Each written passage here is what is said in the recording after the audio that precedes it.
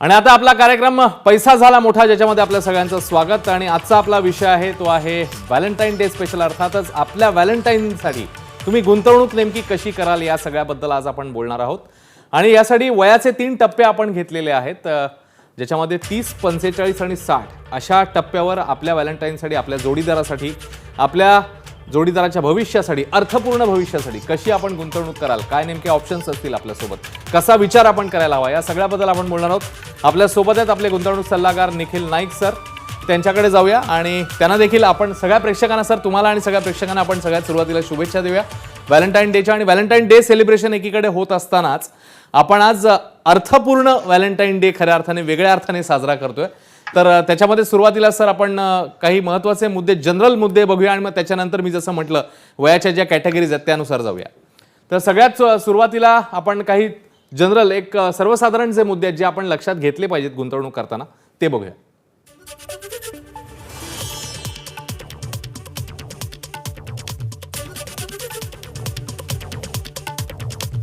जीवनाच्या जोडीदाराकरता नियोजन हे अत्यंत महत्त्वाचं असतं. आयुष्याच्या प्रत्येक टप्प्यामध्ये हे नियोजन महत्त्वाचं असतं. जीवनातील स्थैर्याकरता नियोजन आवश्यक आहे.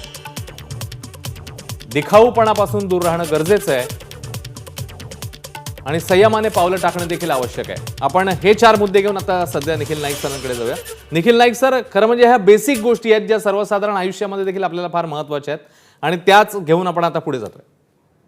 ऍब्सोल्युटली अश्विन, मला असं वाटतं की आपल्याला पैशाबरोबरचं आपलं रिलेशन इम्प्रूव्ह करणं खूप इम्पॉर्टंट आहे. तर व्हॅलेंटाईन्स डे आपण सेलिब्रेट करतो आणि आपण आपल्या साथीदाराबरोबर आपलं व्हॅलेंटाईन डे नेहमी सेलिब्रेट करायला बघतो. त्याचबरोबर आपण आपल्या पैशासाठी देखील आपलं रिलेशनशिप इम्प्रूव्ह करणं आवश्यक आहे.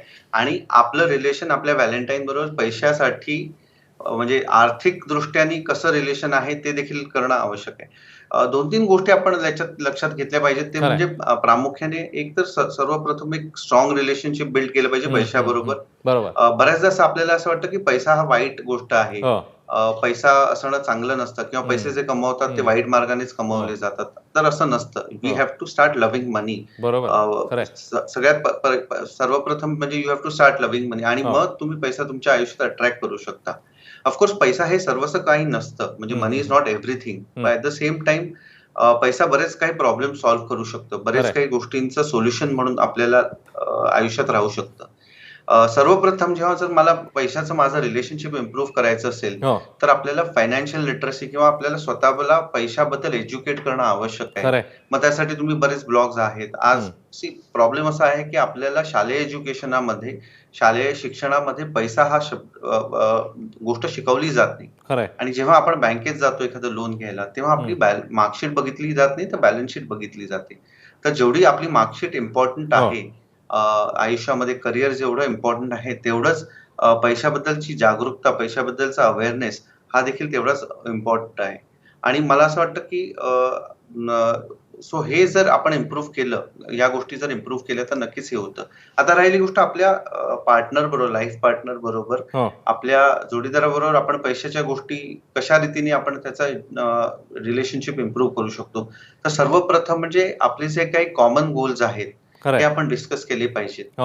दुसरं, आपण ट्रान्सपरंट राहिलं पाहिजे आपल्या म्हणजे मग तुमची पत्नी असो किंवा तुमच्या सोलमेट बरोबर पैशाच्या बाबतीत ट्रान्सपरंट राहिलं पाहिजे की आपलं उत्पन्न किती आहे, आपले गोल्स काय आहेत, आपण कसं सेव्ह करू शकतो, या गोष्टी शेअर केल्या पाहिजेत. बऱ्याचदा लोक ह्यामध्ये ट्रान्सपरन्सी दाखवत नाहीत, काही गोष्टी लपवून ठेवतात. मी बघतो की कित्येक वयाच्या कित्येक म्हणजे लग्नाच्या कित्येक वर्षानंतर देखील हजबंड वाईफ मध्ये पासवर्ड शेअर केले जात नाहीत. आता समजा कधी काही झालं एखाद्या व्यक्तीला तर त्या पैशाचा ऍक्सेस जो आहे तो आपल्या पत्नीकडे कसा येणार. त्यामुळे आर्थिक गोष्टी ह्या एकत्रच डिस्कस केल्या गेल्या पाहिजेत. त्यामध्ये पूर्णतः ट्रान्सपरन्सी असली पाहिजे, ऑनेस्टी असली पाहिजे आणि एक पैशाबरोबरचं रिलेशन देखील स्टेडी राहिलं पाहिजे. म्हणजे जसं तू मगाशी म्हणाला की शो ऑफ आहे, म्हणजे पैसा हे कम्फर्ट देण्यासाठी आहे, आपल्याला चांगल्या गोष्टी उपलब्ध करून देण्यासाठी आहे, की ना की कोणाला तरी शो ऑफ करून मी माझ्याकडे काय आहे हे दाखवण्यासाठी आपण पैशाकडे फोकस नाही केला पाहिजे असं मला वाटतं. खरं आहे. आणि त्या दृष्टीने जसं तुम्ही म्हणालात की काही बेसिक गोष्टी म्हणजे ज्याच्यामध्ये दिखाऊपणा असेल किंवा संयमाने पावलं टाकणं असेल, या गोष्टी फार गरजेच्या आहेत. इकडे आपण एक छोटासा ब्रेक घेऊया आता आणि ब्रेक नंतर जो उल्लेख मी मगाशी केलेला होता की वयाच्या ज्या काही आपण टप्पे पाडलेले आहेत, एक सिम्बॉलिक आहे हे, ज्याच्यामध्ये आपल्याला सगळ्या प्रेक्षकांना थोडासा अंदाज देण्याचा प्रयत्न आपण करणार आहोत की त्या वयाच्या टप्प्यावर कशा प्रकारे आपण गुंतवणुकीच्या दृष्टीने पावलं टाकायला हवीत. अगदी एक छोटासा ब्रेक घेऊया. पैसा झाला मोठा व्हॅलेंटाईन डे स्पेशल आपला एपिसोड सुरू आहे. अगदी एक छोटासा ब्रेक घेऊन लगेच परत येतो. पाहता एबीपी.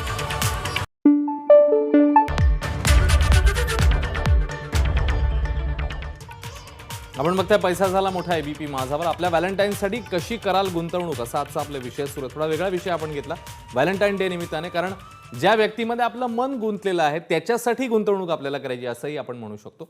आपण आता एज ग्रुप जे मी मगाशी तुम्हाला सांगितले त्यानुसार जाऊया. 30लं दाम्पत्य असेल एखादं, तर त्यांनी नेमकी कशी पावलं टाकायला हवेत, कोणकोणत्या गोष्टी लक्षात घ्यायला हव्यात. कुटुंबातल्या भविष्यातील सुरक्षेला प्राधान्य द्या, अर्थात आर्थिक सुरक्षा आणि अन्य गोष्टी. मुलांच्या पालन पोषणाबद्दल सजग राहा. कुटुंबाच्या करमणुकीकरता आर्थिक तरतुदींकडे लक्ष द्या, कारण त्या वयात थोडंसं फिरणं, थोडंसं बाकीचं एंटरटेनमेंट ही देखील गरजेची असते. दागदागिने तसंच खरेदीबद्दल चोखंदळ आणि व्यवहारी राहा. निखिल नाईक सर, हा जो स्पॅन आहे वयाचा, जिकडे तुम्हाला अर्निंग पण करायचं आणि त्याचवेळी एन्जॉय पण करायचं, सो अत्यंत टॅक्टफुली आपल्याला प्लॅन करावा लागेल, काय म्हणाल? ऍब्सोल्युटली. आणि हा एक असा कालावधी असतो की आयुष्याचे एक नवीन दुसरं पर्व सुरू होत असतं. जनरली लग्न झालेलं असतं, आपण फॅमिली प्लॅन करायला बघत असतो तेव्हा.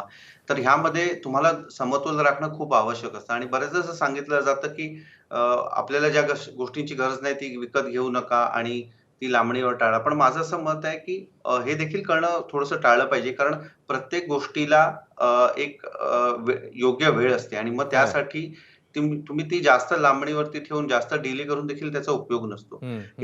जेव्हा तुम्ही 30शीत असता तर सर्वप्रथम काय बघितलं पाहिजे, तर एक तुमची नवीन रिस्पॉन्सिबिलिटी सुरू झाली आहे, तर त्यांच्या सेफ्टीसाठी, त्यांच्या सिक्युरिटीसाठी तुम्हाला टर्म इन्शुरन्स असेल किंवा हेल्थ इन्शुरन्स आहे, याकडे लक्ष दिलं पाहिजे सर्वप्रथम. आय नो की ह्या वेळेला बाकी खर्च देखील बरेच येत असतात आपल्याला, की जसं मुलांच्या एज्युकेशनकडे सुरुवात होत असते, जस्ट सुरुवात होत असते. बऱ्याचदा पहिली कार आपण ह्या साधारणतः कालावधीमध्ये घेतो. पहिली गाडी, पहिली बाईक असो, कार असो, हे खर्च असतात आपल्याला. पहिलं घर आपला विचार असतो घेण्याचा. आणि बऱ्याचशा वेळेला असं होतं की आपल्याला हा एक कालावधी असतो की ह्यामध्ये तुम्ही आपल्या फॅमिली बरोबर देखील टाइम स्पेंड केला पाहिजे. मग त्याच्या एंटरटेनमेंटसाठी असो किंवा मग ट्रॅव्हलिंगसाठी असो की आणि माझं नेहमी असं मत आहे की जर तुम्ही तुमचं जे काही पॅशन आहे, मग ट्रॅव्हलिंग आहे किंवा दुसरं काही आहे, ह्याला देखील सुरुवात केली पाहिजे थोडंसं फंड्स बाजूला काढायला. आणि एक 3-5 वर्षाच्या टाइम होरायझनसाठी देखील गुंतवणूक करायला सुरुवात केली पाहिजे. मग ती कार असो, मग ते ट्रॅव्हलिंग असो किंवा बाकी काही छोटे छोटे शॉर्ट टर्म गोल्स असो.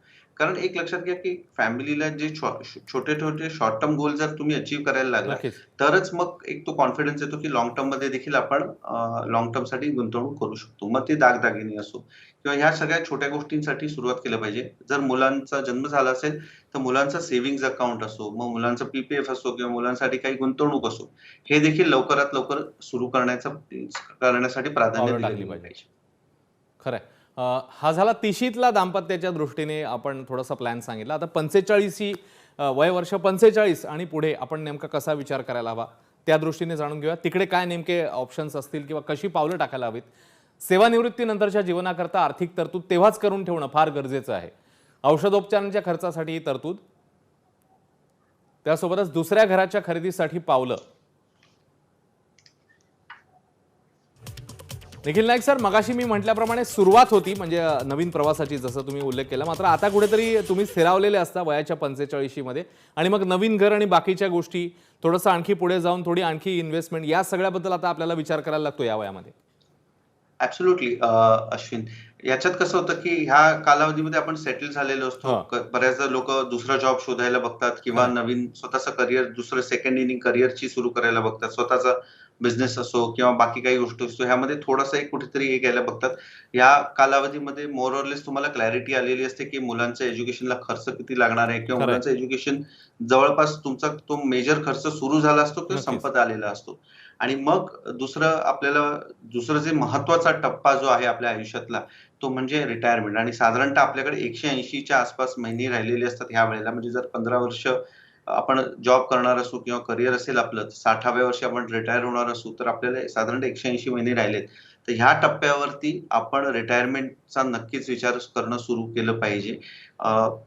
हेल्थ आपण बघितलं कोरोनाच्या काळामध्ये सगळ्यात मोठा दुसरा खर्च आपल्यासाठी उद्भवू शकतो तो म्हणजे हेल्थ केअर खरंय. आणि मेडिकल ट्रीटमेंट.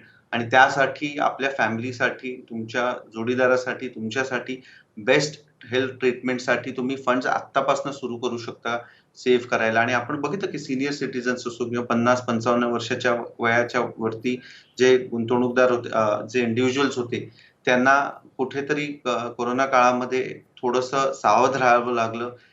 ते थोडंसं हाय रिस्क झोनमध्ये येताना आपण दिसत होतं. त्यामुळे हेल्थ केअरचा एक फंड वेगळा सुरू केला पाहिजे. एक 10%, 5% तुमच्या उत्पन्नाच्या तुम्ही बाजूला काढले पाहिजेत हेल्थ केअरसाठी. रिटायरमेंटसाठी तुम्ही 25 ते 30% तुमच्या उत्पन्नाच्या बाजूला काढायला आत्तापासून सुरुवात केली पाहिजे. कारण 180च महिने राहिलेले आहेत तुमच्याकडे. दुसरा बऱ्याचदा गोल असतो की मला नवीन घर घ्यायचंय, सेकंड हाऊस घ्यायचंय. मग त्यासाठी मी नवीन घरासाठी प्रयत्न करायला सुरुवात करतो की मी नवीन घर कशा रीतीने घेऊ शकतो. मग ह्याचं सगळ्याचं तुम्ही प्लॅनिंग करू शकता. खरं आहे. आणि जसं आपण तुम्ही म्हणताय जसं की म्हणजे जरी तुम्ही म्हणताय की दुसऱ्या थोडेसे वेगळे ऑप्शन्स आपण करिअरचे कदाचित चूज करतो किंवा त्याचा प्रयत्न करतो, पण त्याच वेळी एक नजर आपली रिटायरमेंट नंतरच्या प्लॅनिंगकडे देखील इथेच हवी. मला असं वाटतं 10 ते 15 वर्ष आधी जर प्लॅन केलं तर रिटायरमेंट नंतरचं जीवन आर्थिक दृष्ट्या आणि एकूणातच अधिक चांगलं जाऊ शकतं आपलं. ऍब्सोल्युटली. आणि मला असं वाटतं की ह्या जेवढं लवकर आपण ह्या गोष्टींसाठी सजग होतो, जागरूक होतो, तेवढं लवकर आपल्याला म्हणजे ह्यानंतर काय होतं ना की अश्विन, दर एक वर्षाचा डिले जो आहे तो तुम्हाला रिटायरमेंटसाठी 3-3 वर्ष मागे टाकू शकतो. आणि हा डेटा सजेस्ट करतो की बऱ्याचदा 60व्या वर्षी बरेच गुंतवणूकदार रिटायर होऊ शकत नाहीत. त्यांना दुसरं काहीतरी ऑल्टरनेट करिअर चूज करावं लागतं. दुसरं आपण बघितलं की ह्या कोरोनाच्या काळामध्ये बऱ्याच जणांना फोर्स रिटायरमेंट देखील 55व्या वर्षी घ्यावी लागली. सो ह्या सगळ्या दोन्ही गोष्टींचा विचार करणं खूप आवश्यक आहे. खरंय.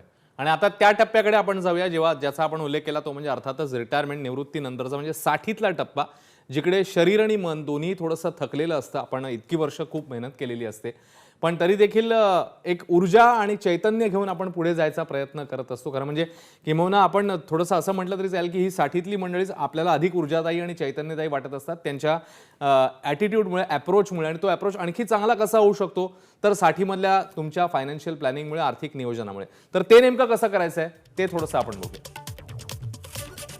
सेवानिवृत्तीनंतरचं कामकाज याबद्दल जाणीव असणं, त्या दृष्टीने पावलं टाकणं, सेवानिवृत्तीनंतरच्या आयुष्याचा आराखडा आखणं फार महत्त्वाचं आहे. आणि जोडीदाराकरताच भेटवस्तूंची खरेदीसाठी प्राधान्य द्यावं, इतर खर्च कपात करण्यावर लक्ष द्यावं. 4 खूप महत्त्वाचे मुद्दे निखिल नाईक सर. स्पेसिफिक आपण इकडे म्हणतोय की जोडीदाराकडेच आपल्या इकडे लक्ष देणं या टप्प्यावर फार गरजेचं आहे. काय म्हणत? म्हणजे फर्स्ट ऑफ ऑल वयाच्या कुठच्याही टप्प्यामध्ये आपल्या partners should be our priority. आपला जोडीदार जो आहे, जो स्पाऊस आहे, ती प्रायोरिटी असली पाहिजे. पण वयाच्या ह्या टप्प्यामध्ये तर नक्कीच असली पाहिजे. कारण तिने तुम्हाला साथ दिलेली असते गेली काही वर्ष, त्या व्यक्तीने तुम्हाला साथ दिलेली असते इतकी वर्ष.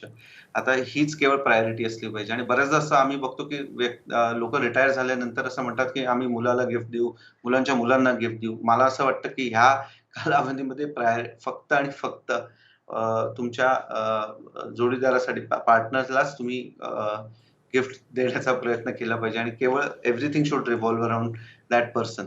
दुसरं महत्वाचं म्हणजे बऱ्याचदा असं होतं की एक लक्षात येईल म्हणजे अश्विन, म्हणजे रिटायरमेंट ही कॉन्सेप्ट गेल्या 100 वर्षात आली. त्याच्या आधी रिटायरमेंट कॉन्सेप्ट नव्हती. आणि बऱ्याचदा असं झालं की यंग लोकांना जॉब कसे मिळतील, तर जर सिनियर लोकांना रिटायर करता आलं तर आपल्याला जॉब मिळतील. तर आता जे आहे ह्यामध्ये 2 महत्वाचे मुद्दे लक्षात घेतले पाहिजेत. एक म्हणजे तुम्ही पुढचे 20-25 वर्ष जगणार आहात, तर हे पैसे तुम्हाला तेवढे काळ राहिले पाहिजेत.